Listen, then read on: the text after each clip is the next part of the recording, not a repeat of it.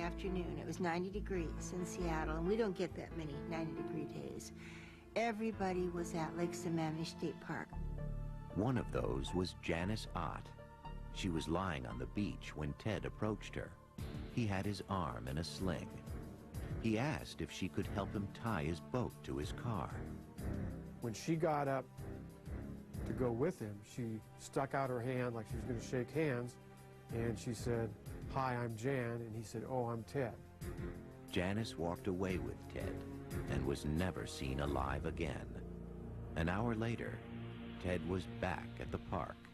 There were at least 4 to 5 other women who were approached between, say, 1 o'clock in the afternoon and 4:30. But something about Bundy must have put them off.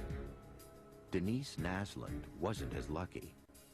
At about 5 p.m., she walked to the restroom at the lake. She was there with her boyfriend, her dog, another couple. She left with the dog to go to the bathroom. The dog came back, but she didn't. After the disappearance of Ott and Naslund, witnesses who had met with the mysterious Ted at Lake Sammamish that afternoon came forward. A composite sketch of the man was circulated. The police received 3,500 tips and compiled a list of potential suspects named Ted. Bundy's name was among them. The name Ted was brought up. I never made the connect at all. You only met the monster through his acts. Between 1973 and 1974, the monster had been working for the King County Law and Justice Planning Office, where he was preparing a study on rapists and their victims. He was also secretly studying the procedures the police were using to try and catch him. By October 1974, 5 more bodies had been found, but most of them had decomposed or were just scattered bones. Bundy had left no clues, and he was long gone. 2 months earlier, he had been accepted to the Utah University School of Law, but he could not stop himself from killing. The Ted Bundy that we knew was not a murderer, but maybe an hour later he was. That's the awful part. Though his outward mask still projected charm and sincerity, the killer underneath it was about to be revealed. Bundy would soon be identified when one of his victims escaped. By early November 1974, Ted Bundy had murdered at least 11 women in Washington and Oregon, and 2 more in Utah, where he was now living. At the same time, he was studying law at Utah University. Probably could have easily become a lawyer if he hadn't been consumed with murder 24 hours a day. The thing is, with serial killers, they are addicted to murder. It's like any other addiction. People may try it first for a high, but you need more and more of the substance, and the substance is murder.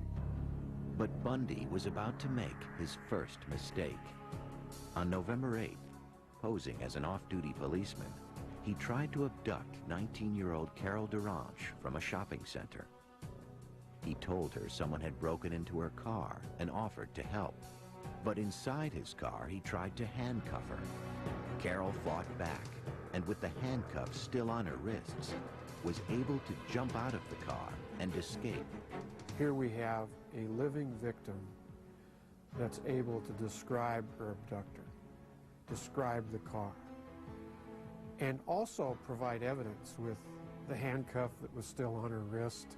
But the police still had no idea who her attacker could be, and Bundy was a master of disguise.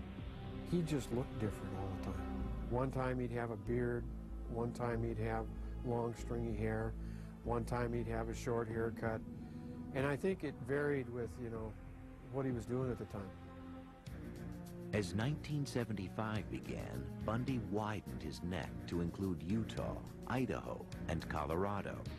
He killed 8 women between January and August, but there was no way to connect the murders.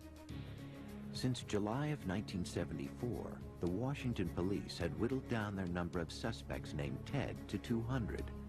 Bundy remained on their roster, but still, no one suspected the law student at Utah University.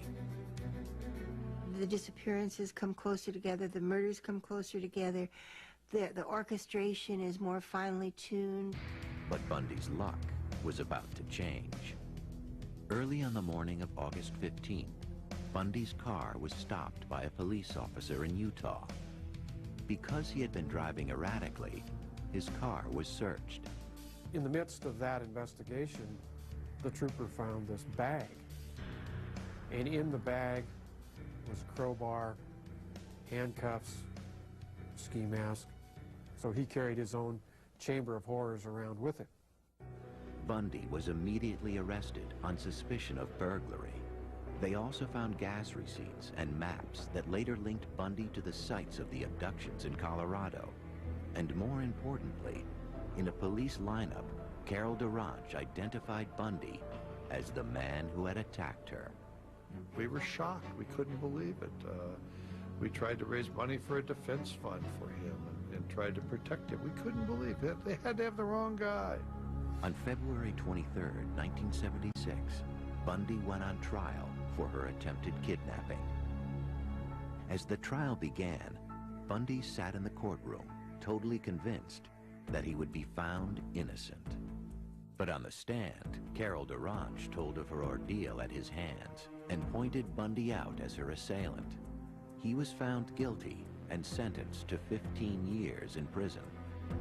While he was incarcerated, investigators linked him to the murder of Karen Campbell in Colorado.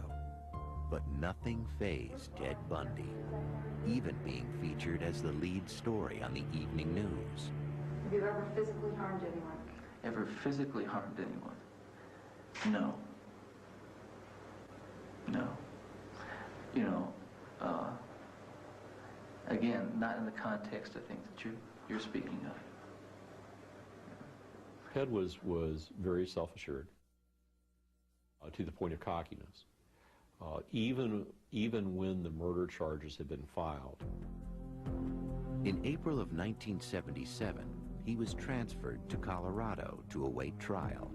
There, Bundy fired his lawyers and was granted permission to defend himself in the upcoming case. Bundy had supreme confidence in his intellect, in his ability to beat the system, to work the system. Even if it meant avoiding trial completely. 2 months later, after casing out the court's law library, he jumped out of a 2-story window and escaped. Though captured 6 days later, he wouldn't stay locked up for long. I've matured in the past year. Believe me, I've grown in the past year, and I've learned a lot of things about myself in the past year.